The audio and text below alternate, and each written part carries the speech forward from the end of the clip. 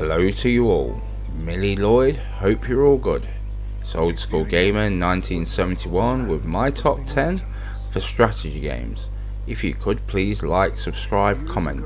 I look forward to seeing your lists down below. So my number 10 spot goes to Command & Conquer. Came out on the PlayStation 1 in 1996 and PlayStation 3 in 2009 and was by Westwood Studios. This was so good.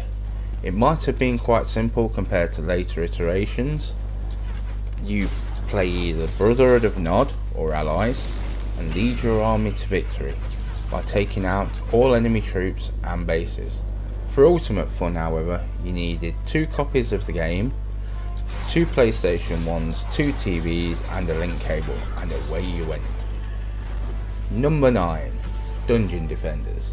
Came out on the PlayStation 3 in 2011 and was by Trendy Entertainment. Okay, I know. Okay, I know.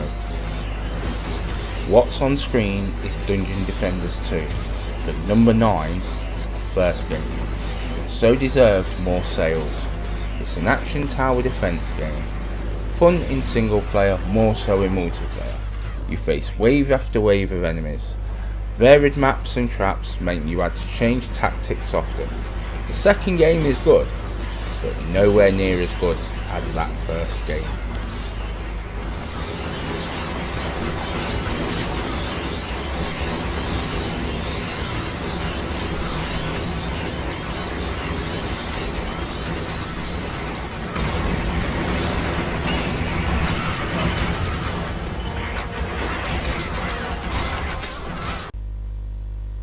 Eight is Colony.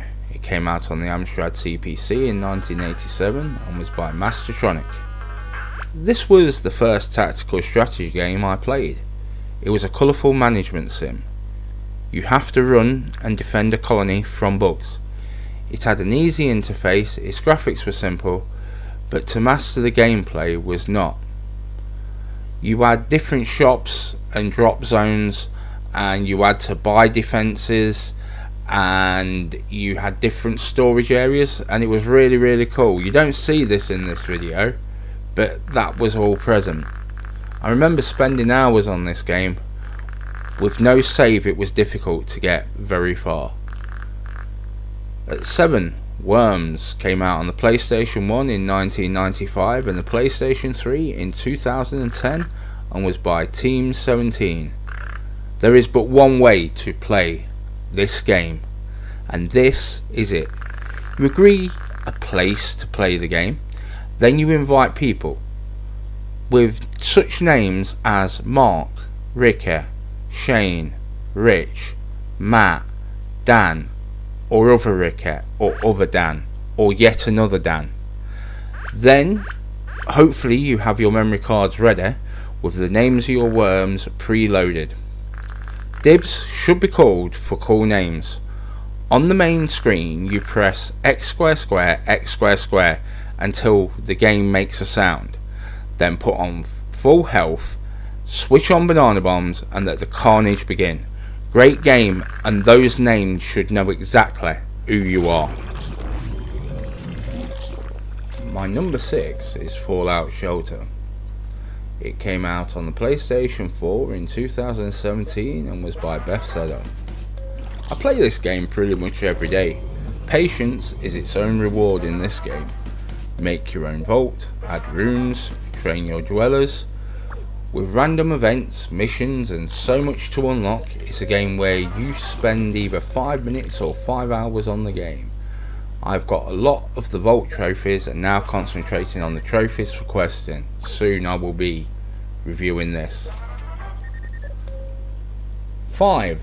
Full Spectrum Warrior came out on the PlayStation 2 in 2005 and PlayStation 3 2012. It was made by Creative Technologies.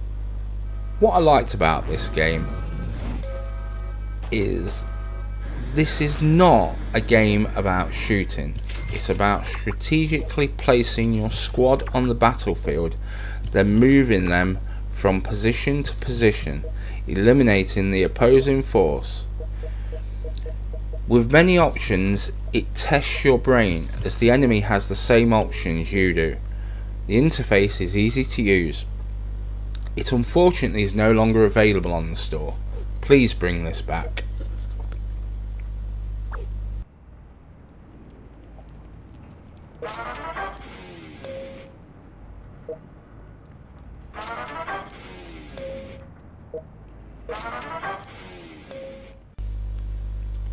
Number 4, Valkyria Chronicles, came out on the PlayStation 3 in 2008 and PlayStation 4 in 2017 and is by Sega. This was a hidden gem on PlayStation 3, and the PlayStation 4 version is somehow even better. Probably the most underrated game on this list.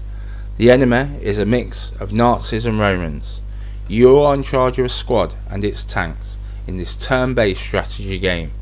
You must train your squad to increase its stats.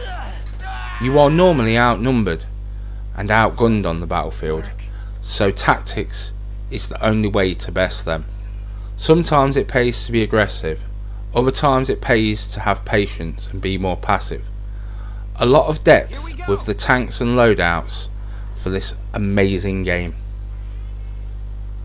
Number 3, Hogs of War, came out on the PlayStation 1 in 2000 and PlayStation 3 in 2013 and was by Gremlin Interactive. The gameplay is 3D Worms. Somehow it works better than any 3D Worms game figure. Graphics for the time were above average. The maps were quite large, but the voiceover is by the late great Rick Mail. It was so entertaining. I can only hope for a re-release or remake. However, please just leave the voiceover alone. Taking action, sir.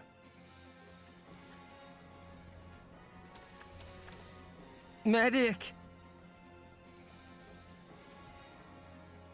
You've got to stay strong. Keep fighting. Hold tight. You're gonna be okay. Please hold out just a... In the number 2 spot is XCOM Enemy Unknown. Came out on the PlayStation 3 in 2012 and was by Firaxis Games. This could have been the game that's on screen right now, XCOM 2. However, XCOM Enemy Unknown is a little more accessible, so it takes the number 2 spot. It's a sci-fi turn-based invasion game where cities from all over the world have been invaded by aliens.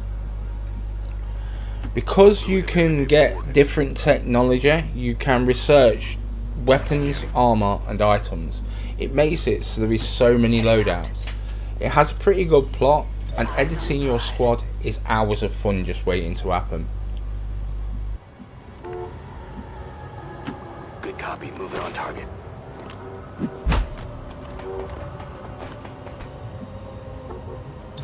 Overwatch. So on to my number 1 then. Pixel Junk Monsters came out on the PlayStation 3 in 2008 and was by Q Games. You are a turtle. You must make towers to defend your babies and then dance on them to increase their level. Single player is a damn fine game, however 2 player is astonishingly good. First game in Buddy Willis game was Shane Herbert, then Kyle Cannon, and then finally Drew Burkett. If you get over the cartoony graphics, there is a deep tower defense game underneath. Easy to learn, hard to master. What you're seeing here though is the second game, but the first one edges it. Also note that you have to change your tactic in 2 player as you share money and gems.